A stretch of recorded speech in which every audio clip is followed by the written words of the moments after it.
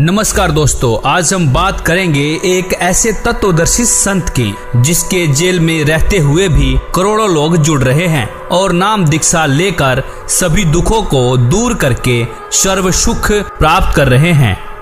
आज हम जानेंगे वही तत्वदर्शी संत रामपाल जी महाराज जेल में क्यों हैं और प्रमाणित करके दिखाएंगे कि ब्रह्मा विष्णु महेश की उत्पत्ति कैसे हुई, माता दुर्गा और ब्रह्म का क्या संबंध है, वेदों के अनुसार सृष्टि का रचयिता और सर्वोच्च परमात्मा कौन है, पूर्ण मोक्ष मार्ग तथा प्रमाणित भक्ति विधि क्या है।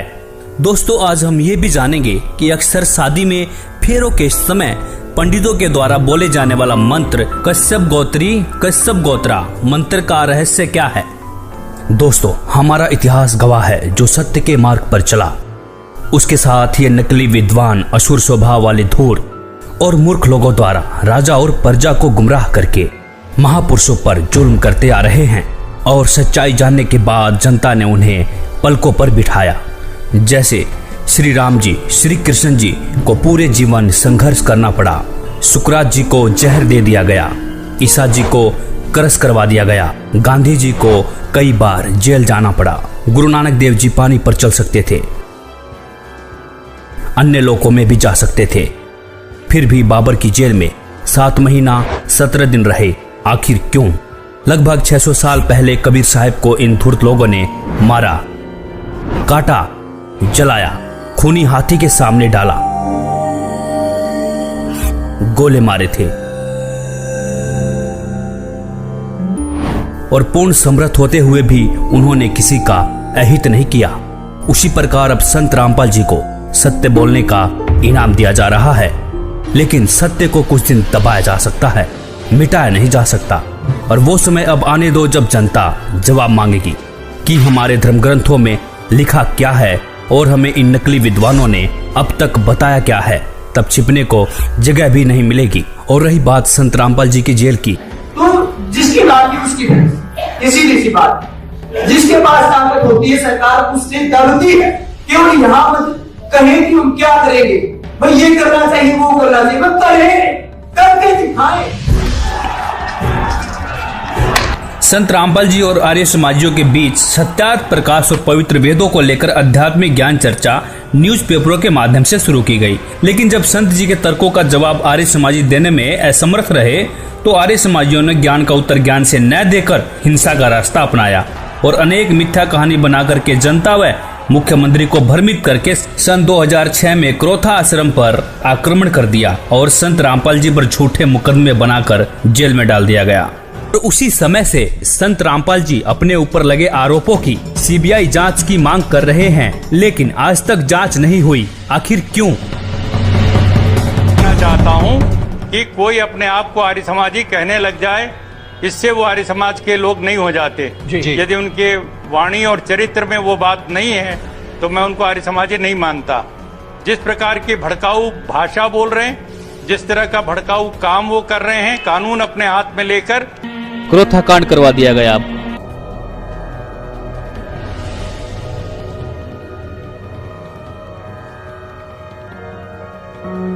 बरवाला कांड करवा दिया गया। फिर संत रामपाल जी 2008 में बाहर आए, प्रचार प्रसार शुरू किया, बहुत तेजी से श्रद्धालु जुड़ने लगे। संत जी का बढ़ता बोलबाला देखकर फिर से संत रामपाल जी को सन 2014 में षड्यंत्र के तहत जमानत कैंसिल करवा के जेल में डाल दिया गया। तो संत रामपाल जी ने इन नकली विद्वानों के झूठ तथा पाखंड को उजागर करके सभी धर्म ग्रंथों के गूढ़ रहस्यों की सच्चाई दिखाने के कारण ही आज जेल में है।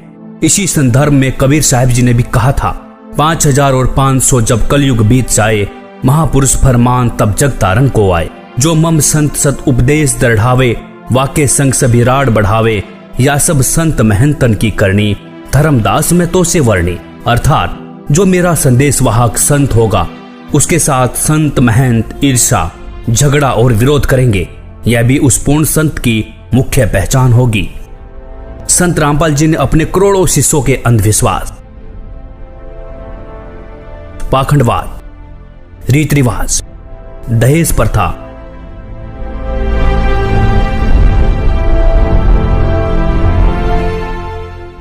नशाखोरी, मांसाहार, आन उपासना तथा जाति धर्म आदि सामाजिक बुराइयों को पूर्ण रूप से समाप्त कर दिया है।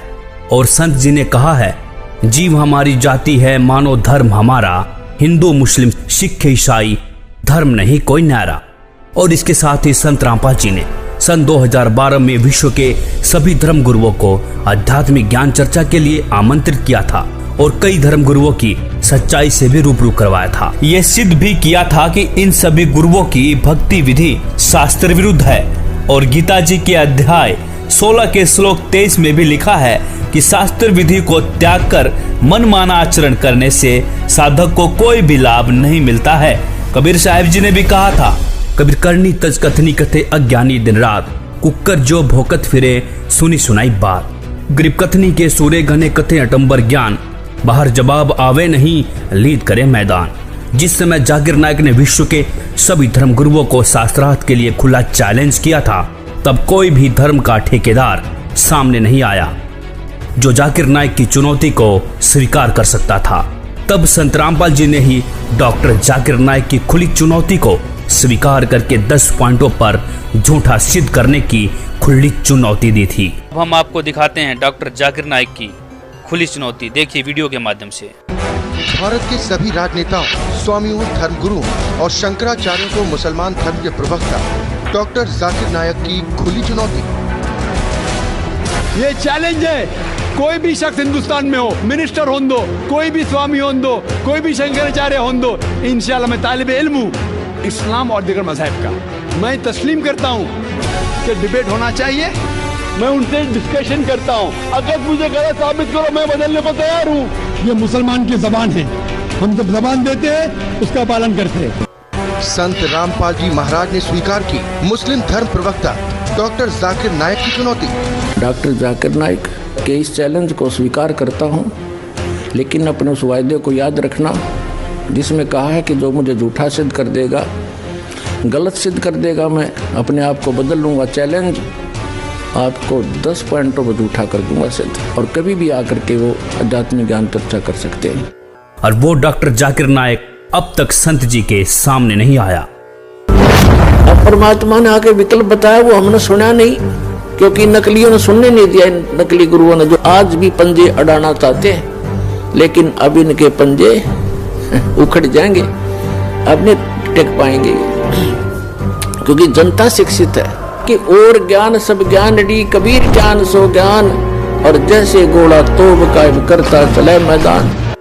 और जो लोग कहते हैं कि संत रामपाल जी हिंदू विरोधी हैं, उन्हीं संत रामपाल जी ने ही इन धर्म के ठेकेदारों की लाज बचाई थी और यह सिद्ध किया कि सभी देवी देवता अपनी अपनी शक्ति के आधार पर स्वामी हैं, प्रभु हैं, भगवान हैं, साहब हैं।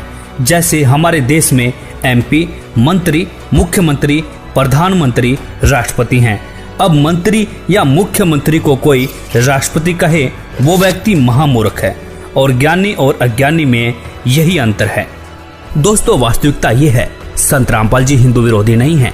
संत रामपाल जी तो धर्म ग्रंथों की वास्तविक सच्चाई दिखाकर शास्त्र अनुसार साधना सच्चे मंत्रों के आधार पर बताते हैं, और श्री ब्रह्मा जी, विष्णु जी, महेश जी, गणेश जी, दुर्गा जी ब्रह्म, परब्रह्म और पूर्ण ब्रह्म की प्रमाणित भक्ति विधि से साधना कराते हैं। शास्त्र अनुकूल साधना होने से साधक को सर्व सुख प्राप्त होते हैं, और इस भक्ति विधि से लाखों भक्तों को कैंसर, एड्स जैसी बीमारियों से जीवन दान मिल चुका है, और साधक इस विधि से पूर्ण मोक्ष का अधिकारी हो जाता है।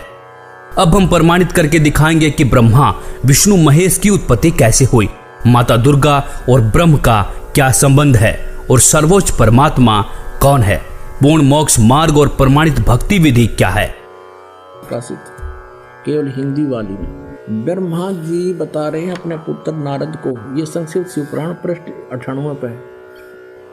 ये सब बताते हुए कि सृष्टि की रचना किसने की। यहाँ आ जाते हैं, जिस परब्रह्म के विषय में ज्ञान और अज्ञान से पूर्ण उक्तियों द्वारा इस प्रकार विकल्प किए जाते हैं, उसने कुछ काल के बाद, कुछ समय के बाद द्वितीय की इच्छा प्रकट की। उसके भीतर एक से अनेक होने के संकल्प उदित हुए। तब उस निराकार परमात्मा ने अपनी लीला शक्ति से अपने लिए एक मूर्ति की कल्पना की, और जो मूर्ति रहित परम ब्रह्म है, उसकी मूर्ति कौन है? ये 100 पृष्ठ पे पढ़ रहे हैं हम, 100 पृष्ठ पे। भगवान सदाशिव हैं, ये काल है सदाशिव। अर्वाचीन और प्राचीन विद्वान उन्हीं को ईश्वर कहते हैं। उस समय एकाकी रहकर स्वेच्छा अनुसार विहार करने वाले उन सदाशिव ने अपने विग्रह से, अपने शरीर से स्वयं ही एक स्वरूप भूता शक्ति की सृष्टि की, जो उनके अपने श्रीअंग से कभी अलग होने वाली नहीं थी। उस पराशक्ति को प्रधान प्रकृति भी कहते हैं। उस दुर्गा को गुणवती माया बुद्धि तत्व की जननी और विकार रहित बताया गया है। वह शक्ति अंबिका कही गई है, उसी को प्रकृति दोबारा फिर कहा है। प्रकृति सर्वेश्वरी और त्रिदेव जननी नित्या और मूल कारण भी कहते हैं। सदाशिव द्वारा प्रकट की गई उस प्रकृति के 8 भुजाएं, ये प्रकृति दुर्गा को कहते हैं। कति स्पष्ट हो गया। वे जो सदाशिव हैं उन्हें परम पुरुष शिव, शंभु और महेश्वर कहते हैं। 101 पृष्ठ पर हम चल रहे हैं, रुद्र संहिता, गीता प्रेस गोरखपुर से प्रकाशित। वे अपने सारे अंगों पर भस्म रमाए रहते हैं। उन काल रूपी ब्रह्म ने एक ही समय, ये काल रूपी ब्रह्म है, ये काल रूपी ब्रह्म, ये काल है, काल रूपी ब्रह्म ने एक ही समय शक्ति के साथ शिवलोक नामक क्षेत्र का निर्माण किया। अब मैं क्या बताना चाहता हूं आपको, वे प्रिय और प्रियतम रूप शक्ति और शिवा, ये पति पत्नी रूप में उस काशी में रहते हैं। देवर से एक समय उस आनंद मन में रमण करते हुए शिवा और शिव के मन में यह इच्छा हुई कि किसी दूसरे की पुरुष की भी सृष्टि करनी चाहिए, जिस पर यह सृष्टि संचालन का महान भार रखकर हम दोनों केवल काशी में रहकर स्वेच्छा अनुसार विचरे और निर्वाण धारण करें। शिव बोले, वत्स व्यापक होने से तुम्हारा विष्णु नाम विख्यात हुआ। भगवान ब्रह्मा जी कहते हैं, देवर से तत्पश्चात कल्याणकारी परमेश्वर सांब सदाशिव ने पूर्वोत्तर प्रयत्न करके मुझे अपने दाहिने अंग से उत्पन्न किया। जिस प्रकार विष्णु किया वैसे मैं किया, मेरा बेहोश कर दिया। पुण्यात्माओं, ये स्पष्ट हो गया कि दुर्गा को प्रकृति कहते हैं। श्रीमद् देवी भागवत सचित्र मोटा टाइप, केवल हिंदी, गीता प्रेस गोरखपुर। इसके तीसरे स्कंद में 123 पृष्ठ पे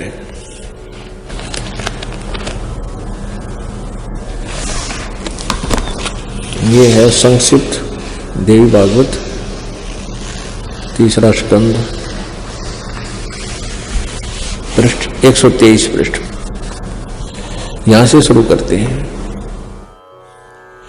भगवान विष्णु जी अपनी माता दुर्गा की महिमा करता है और कहता, तुम शुद्ध स्वरूपा हो, यह सारा संसार तुम्हीं से उद्भासित हो रहा है। मैं ब्रह्मा और शंकर हम सभी तुम्हारी कृपा से विद्यमान हैं। हमारा आविर्भाव बिन जन्म, तिरोभाव बिन मृत्यु हुआ करता है। हमारा तो जन्म और मृत्यु, आविर्भाव और तिरोभाव होता है, अर्थात हम अविनाशी नहीं हैं। केवल तुम ही नित्य हो, तुम ही अविनाशी हो, जगत जननी हो, प्रकृति और सनातनी देवी हो। ये प्रकृति भी दुर्गा को कहते हैं। अब यहां देखिएगा, भगवान शंकर बोले,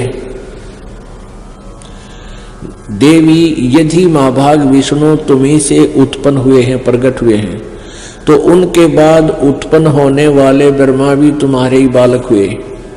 फिर मैं तमोगुनी लीला करने वाला शंकर क्या तुम्हारी संतान नहीं हुआ? अर्थात मुझे भी उत्पन्न करने वाली तुम ही हो।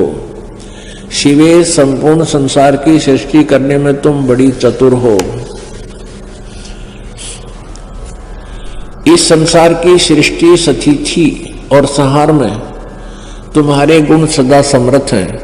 उन्हीं तीनों गुणों से उत्पन्न हम ब्रह्मा, विष्णु एवं शंकर, यानी रजगुण ब्रह्मा, सतगुण विष्णु, तमगुण शिव जी शंकर नियम अनुसार कार्य में तत्पर रहते हैं।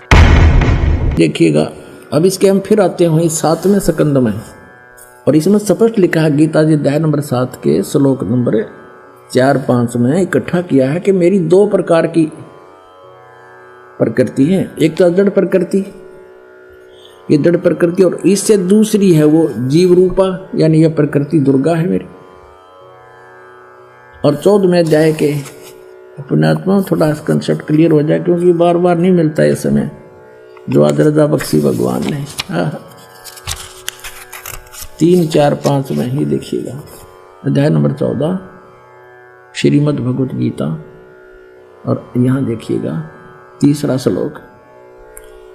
हे अर्जुन, मेरी महत ब्रह्म रूप मूल प्रकृति संपूर्ण भूतों की यानी प्राणियों की योनि है, अर्थात गर्भाधान स्थान है, और मैं सबका पिता हूं। मैं उस योनि में गर्भ को स्थापन करता हूं, गर्भम दधामी। उसके संयोग से इन्होंने कुछ अपना बना रखा। सब भूतों की उत्पत्ति यानी प्राणियों की उत्पत्ति होती है। 4 में क्या कहा है? हे अर्जुन, नाना प्रकार की शरीरों में योनियों में जितने भी मूर्तियां अर्थात शरीरधारी प्राणी उत्पन्न होते हैं, प्रकृति तो उन सब की माता है, गर्भ धारण करने वाली माता, और मैं बीज स्थापन करने वाला पिता हूं। 5वें में क्या कहा है? हे अर्जुन, सतगुण रजगुण और तमगुण ये प्रकृति से उत्पन्न, दुर्गा से उत्पन्न, प्रकृति संभवा, रजगुण ब्रह्मा, सतगुण विष्णु, तमगुण शिवजी, दुर्गा से उत्पन्न तीनों गुण अविनाशी जीव आत्मा को शरीर में बांधते हैं। ये कहेंगे तो ये रोक रहे हैं तीनों, ब्रह्मा विष्णु महेश कर्मानुसार, और परमात्मा कहते नहीं, ये 5 मिलकर प्रपंच बना रखा है, हमारी बात को समझ लेना, इनकी बातों में मत आना। अब परमात्मा कहते हैं कि इन 5 ने मिलकर ब्रह्मा विष्णु महेश माया दुर्गा और ये काल कहिए, इन 5 ने मिलकर ये प्रपंच बना रखा है। वाणी हमारी लइए, हमारे ज्ञान को गहराई से समझना। अब देखते हैं वेदों के अनुसार सृष्टि की रचना और माता दुर्गा, अष्टंगी व ज्योति निरंजन ब्रह्म की उत्पत्ति किसने की? अथर्ववेद भाषा भाष्य, भाष्यकार है 3रे ने, ये जब प्रदजे विद्वानस्य बंधु विश्वा देवानाम जनीमा विभक्ति ब्रह्मे ब्रह्मणे उद्भारे मध्यात नीचे ऊंचे सवधा अभी प्रतस्थो। सर्वप्रथम देवताओं व ब्रह्मांडों की उत्पत्ति के ज्ञान को जिज्ञासु भक्त का, विद्वानस्य जो बंधु यानी वास्तविक साथी अर्थात पूर्ण परमात्मा है, अपने निज सेवक को, अपने जनीमा अपने द्वारा सर्जन किए हुए को विभक्ति स्वयं ही ठीक ठीक विस्तार पूर्वक बताता है। अपने द्वारा रची सृष्टि को वो स्वयं ही बताता है कि ब्रह्मण यानी पूर्ण परमात्मा ने मध्यात अपने मध्य से अर्थात सबद शक्ति से ब्रह्म है माने ब्रह्म क्षर पुरुष अर्थात काल को उद्भार माने उत्पन्न करके विश्व सारे संसार को अर्थात सब लोगों को ऊंचे ऊपर सतलोक आदि और नीचे परब्रह्म व ब्रह्म के सर्व ब्रह्मांड सवधा अपनी धारण करने वाली अभी आकर्षण शक्ति से परतस्थौ दोनों को अच्छी प्रकार स्थापित किया। कति कंसेप्ट क्लियर। उस परमात्मा ने सबसे पहले अपने वहां एक शक्ति उत्पन्न की, उस से सब ब्रह्मांडों को ठहराया और फिर उस परमात्मा पूर्ण परमात्मा आप ही आकर अपने निज साथी को विशेष भगत को बताता है। वो अपने द्वारा रची हुई सृष्टि को स्वयं ही ठीक ठीक वर्णन करता है कि पूर्ण परमात्मा ने अपने मध्य से मध्यात अपने अंदर से अपनी सबद शक्ति से इस ब्रह्म काल की उत्पत्ति की। 5वें में लिखा है कि उसी मूल मालिक से अभ्यग्रम सर्वप्रथम स्थान पर आष्ट्रय अष्टंगी अर्थात दुर्गा प्रकृति देवी जनु से माने उत्पन्न हुई। सैबुद्धिन्यात आष्ट्रय जनु से, आष्ट्रय माने अष्टंगी 8 भुजा वाली दुर्गा की उत्पत्ति हुई। आष्ट्रय माने अष्टंगी माया दुर्गा अर्थात प्रकृति देवी की उत्पन्न हुई, क्योंकि नीचे के परब्रह्म और ब्रह्म के लोकों का प्रथम स्थान सतलोक है। यह तीसरा धाम भी कहलाता है। तस्य इस दुर्गा का भी मालिक यानी उसका भी पिता सम्राट राजाधिराज बृहस्पति सबसे बड़ा पति यानी परमेश्वर, वह जगत गुरु देवता परमेश्वर है। इसका भी पिता यानी मालिक, इस दुर्गा का भी मालिक वो परमात्मा ही है, जिससे सबका वियोग हुआ है, जो सबसे विमुख होकर आए हैं, वहां से बिछड़े हैं। अतः इसके बाद ज्योतिष माने ज्योत निरंजन अर्थात काल के, शुक्र माने बीज शक्ति से, जनिष्ठ दुर्गा के उदर से उत्पन्न होकर विप्रा भक्त आत्माएं अलग से धूमंतु, धूमंत माने मनुष्य लोक और स्वर्ग लोक में ज्योति निरंजन के आदेश से दुर्गा ने कहा वसंतु, यानी स्वर्गलोक और पृथ्वी लोक पर निवास करो, निवास करने लगी। कति स्पष्ट कर रखा है। अब सातवें में कमाल किया कि वो कौन है, वो परमात्मा जो देव बंधु है, सबका साथी है, जिसने उस ऊपर के लोक रचे, नीचे के लोक रचे, दुर्गा की उत्पत्ति की, काल ज्योति निरंजन की उत्पत्ति की, वो है कौन? इस सातवें मंत्र में स्पष्ट कर दिया, वो कबीर देव है। अथर्वाणम पित्रम यानी जगत, अथर्वाण माने निश्चल अचल अविनाशी है जो, पित्रम माने सबका पिता, देव बंधु सभी पुण्यात्माओं का साथी, बृहस्पतिम जो सबसे बड़ा भगवान, नमसा यानी जो विधिवत साधना करने वाले को सुरक्षा के साथ, गच्छात माने वहां जो चले गए सतलोक में उनको ले जाने वाला, तो माने विश्वेशाम जनिता यथा से कबीर देव न दभायत सवधावान, ये कबीर देव, ये कबीर देव, वो कबीर देव है, वो कबीर प्रभु है, जो अथर्वाण माने अचल अविनाशी, पितर माने जगत पिता, देव बंधु भक्तों का वास्तविक साथी अर्थात आत्मा का आधार, बृहस्पतिम जगत गुरु, बृहस्पति माने सबसे बड़ा ज्ञानदाता परमात्मा, चै तथा नमसा विनम्र पुजारी अर्थात विधिवत साधक को सुरक्षा के साथ गच्छात सतलोक गए हुओं को सतलोक ले जाने वाला, विश्वेशाम यानी सर्व ब्रह्मांडों का की जनिता रचना करने वाला अर्थात जगदम्बा अर्थात माता के गुणों से युक्त भी युक्त, न दभायत काल की तरह धोखा न देने वाले, स्वाधावान मान स्वभाव अर्थात गुणों वाला, यथा ज्यों का त्यों अर्थात वैसा ही वह, स माने वह, तो माने आप, कबीर देव है, कबीर देव, कबीर देव भाषा भिन्न होने से इसे हम कबीर साहब कहते हैं, वो कबीर साहब है।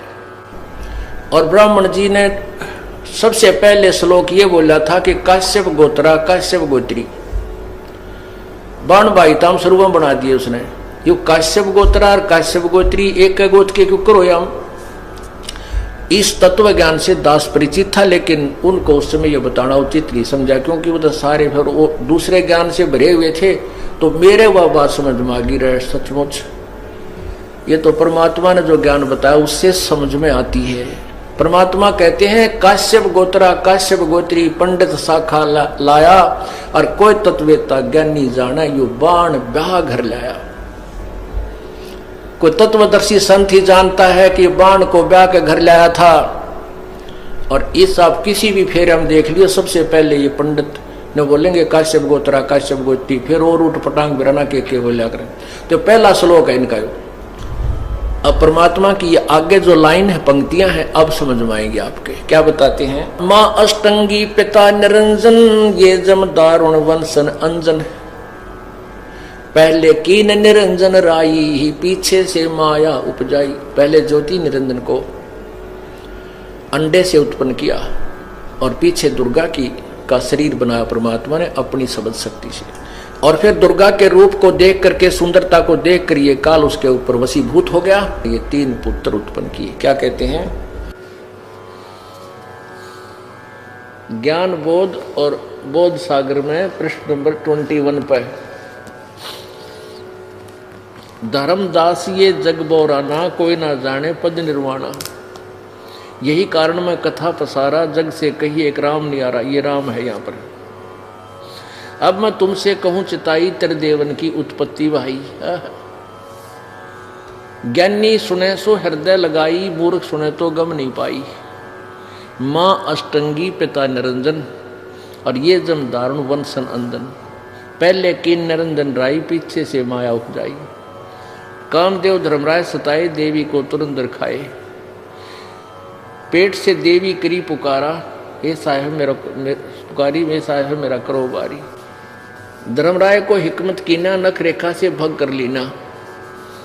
दुर्गा के स्त्री इंद्री नहीं थी, इसने अपने नाखनों से बनाया। धर्मराय करे भोग विलासा, माया को रही तबासा। 3 पुत्र अष्टंगी जाए, और ब्रह्मा विष्णु शिव नाम धराए। 3 देव विस्तार चलाए, इनमें ये जगदोखा खाए। पुरुष गम कैसे कोई पावे, काल निरंजन जग भरमावे। परमात्मा को कैसे जाने, काल सबको भ्रमित किए हुए है। 3 लोक अपने सुत जिन्हा, सुन निरंजन बादशाह लीना। अलख निरंजन सुन ठिकाना, ब्रह्मा विष्णु शिव भेद नहीं जाना।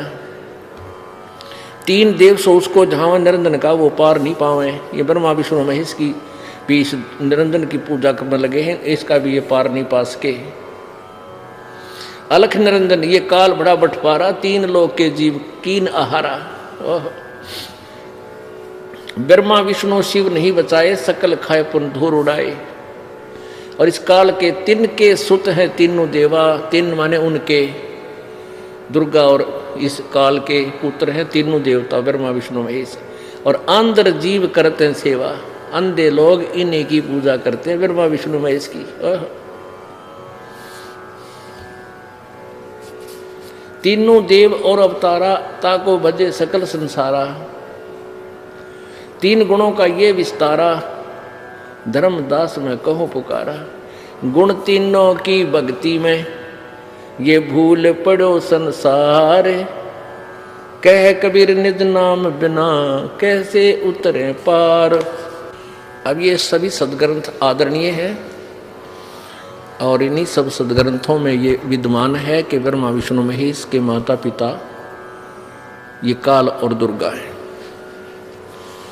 आइए अब जानते हैं पूर्ण मोक्ष मार्ग और शास्त्र अनुकूल साधना क्या है। संत रामपाल जी महाराज प्रथम बार में श्री गणेश जी, श्री ब्रह्मा सावित्री जी, श्री विष्णु लक्ष्मी जी, श्री शंकर पार्वती जी व माता शेरावाली का जाप देते हैं, जिसका वास हमारे मानव शरीर में बने चक्रों में होता है। मूलाधार चक्र में श्री गणेश जी का वास, स्वाद चक्र में ब्रह्मा सावित्री जी का वास, नाभि चक्र में लक्ष्मी विष्णु जी का वास, हृदय चक्र में शंकर पार्वती जी का वास, कंठ चक्र में शेरावाली माता का वास, और इन सब देवी देवताओं के आदि अनादि नाम मंत्र होते हैं, जिसका वर्तमान में गुरुओं को ज्ञान नहीं है। इन मंत्रों के जाप से ये 5 चक्र खुल जाते हैं। इन चक्रों के खुलने के बाद मानव भक्ति करने के लायक बनता है। सदगुरु गरीबदास जी अपनी वाणी में प्रमाण देते हैं कि 5 नाम गुज गायत्री आत्म तत्व जगाओ, ओम किलियम हरियम श्रियम सोहम ध्याओ। भावार्थ, 5 नाम जो गुज गायत्री हैं, इनका जाप करके आत्मा को जागृत करो। दूसरी बार में 2 अक्षर का जाप देते हैं, जिसमें एक ओम और दूसरा तत्, जो कि गुप्त है, उपदेशी को बताया जाता है, जिसको श्वास के साथ जाप किया जाता है। तीसरी बार में शार नाम देते हैं, जो कि पूर्ण रूप से गुप्त है, उसे सतगुरु ही देते हैं। अब जानेंगे प्रमाणित भक्ति विधि क्या है और पूजनीय और सर्वोच्च परमात्मा कौन है। सबका मालिक एक परमेश्वर, परम ईश्वर, परम ईश्वर, परम वर ईश, परम पूर्ण ब्रह्म, पर ब्रह्म, ब्रह्म, परम अक्षर पुरुष, क्षर पुरुष, अर्थात परमेश्वर शब्द के संधि विच्छेद में ईश सबसे छोटा परमात्मा है, उससे बड़ा उसका वर अर्थात ईश का स्वामी ईश्वर, और ईश्वर से भी बड़ा परमेश्वर होता है। अर्थात परमेश्वर शब्द से 3 परमात्माओं का बोध होता है, जैसे ईश और ईश्वर, परमेश्वर, ब्रह्म, पर ब्रह्म, पूर्ण ब्रह्म, जिसे पार ब्रह्म भी कहते हैं, क्षर पुरुष, अक्षर पुरुष, परम अक्षर पुरुष। इस बात का उल्लेख पुराणों में है, संतों की वाणियों में है और गीता जी में भी है। ओम तत्सत गीता अध्याय 17 के श्लोक 23 में ऐन सीन काफ कुरान शरीफ सूरा 42 आयत 1 में नाम मंत्र का संकेत है। परमात्मा की वाणी है कि कबीर कोटि नाम संसार में, इनसे मुक्ति न होए, सार नाम मुक्ति का दाता, वाके जाने न कोई। संतों की वाणियों में सतनाम सार नाम का जिक्र है। वह यही 3 मंत्रों का मेल है। इस सांकेतिक मंत्र को पूर्ण रूप से जानने के लिए तत्वदर्शी संत बाखबर की खोज करनी चाहिए। वह संत ही पूर्ण होता है जो पूर्ण परमात्मा का पूर्ण ज्ञान कराता है तथा पूर्ण मंत्र नाम प्रदान करता है, जिससे पूर्ण मोक्ष प्राप्त होता है। इस विधि से साधना करके साधक फिर लौटकर इस संसार में कभी वापस नहीं आता। 3 बार में नाम जाप देने का प्रमाण है गीता अध्याय 17 के श्लोक 23 में ओम तत्सत इति निर्देशः ब्राह्मण त्रिविधि स्मृतः ब्राह्मण तेन वेदा च यज्ञा च विहिता पुरा। ओम ब्रह्म का, तत् सांकेतिक मंत्र पर ब्रह्म का, सत पूर्ण ब्रह्म का, ऐसे यह 3 प्रकार से पूर्ण परमात्मा के नाम सुमरण का निर्देश संकेत कहा है। और सृष्टि के अनादि काल में विद्वानों ने बताया कि उसी पूर्ण परमात्मा ने वेद तथा यज्ञादि रचे। संख्या नंबर 822 सामवेद उत्तार्चिक अध्याय 3 खंड 5 श्लोक नंबर 8 का भाषा भाष्य है। मनीषी भी पवते पूर्य कबीर निर्भीयतः परिकोशान अशिष्यदत् त्रितस्य नाम जनयन्न मधु चरणीन्द्रश्य वायुम संख्याय वर्धयन। शब्दार्थ है, सनातन अर्थात अविनाशी कबीर परमेश्वर मानव रूप धारण करके अर्थात गुरु रूप में प्रकट होकर हृदय से चाहने वाले श्रद्धा से भक्ति करने वाले भक्तात्मा को 3 मंत्र अर्थात नाम उपदेश दे के पवित्र करके जन्म व मृत्यु से रहित करता है तथा उसके प्राण अर्थात जीवन श्वासों को जो संस्कार वश गिनती के डाले हुए होते हैं को अपने भंडार से मित्रता के आधार से पूर्ण रूप से बढ़ाता है, जिस कारण से परमेश्वर के वास्तविक आनंद को अपने आशीर्वाद प्रसाद से प्राप्त करवाता है। उपरोक्त विवरण से स्पष्ट हुआ कि पवित्र चारों वेद भी साक्षी हैं कि पूर्ण परमात्मा ही पूजा के योग्य है। उसका वास्तविक नाम कबीर देव कबीर परमेश्वर है तथा 3 मंत्र के नाम का जाप करने से ही पूर्ण मोक्ष होता है। कबीर परमेश्वर जी भी 600 वर्ष पहले इन धर्म ग्रंथों की सच्चाई वाणियों के माध्यम से बताते थे। इन नकली मुल्ला पंडों ने अपने पाखंड को छिपाने के लिए परमेश्वर पर अनेकों जुल्म करवाए और अब संत रामपाल जी कबीर सागर के आधार पर ही सभी सदग्रंथों में सच्चाई दिखा रहे हैं और अब इन नकली संत महंतों को हजम नहीं हो रही है और ये अब नकली गुरु अपनी अज्ञानता को छुपाने के लिए राजा और जनता को भ्रमित करने की कोशिश कर रहे हैं, जबकि इनका आध्यात्मिक ज्ञान 0 है। इसीलिए संत रामपाल जी पर कीचड़ उछाल रहे हैं। लेकिन अब जनता पढ़ी लिखी समझदार है, इन सदग्रंथों को खुद पढ़ सकते हैं। और कबीर साहब जी कहते हैं कि जानबूझ साची तजे करे झूठ से ने, ताकि संगत हे प्रभु सौपन में भी ना दे। अर्थात सच्चाई जानकर भी झूठ को महत्व दें, ऐसे निकम्मे का संग सपने में भी न करें। धन्यवाद। इस पे आपकी क्या राय है? अपनी राय अवश्य दें। वीडियो अच्छी लगी हो तो लाइक कमेंट और शेयर जरूर करें और चैनल को सब्सक्राइब करना ना भूलें।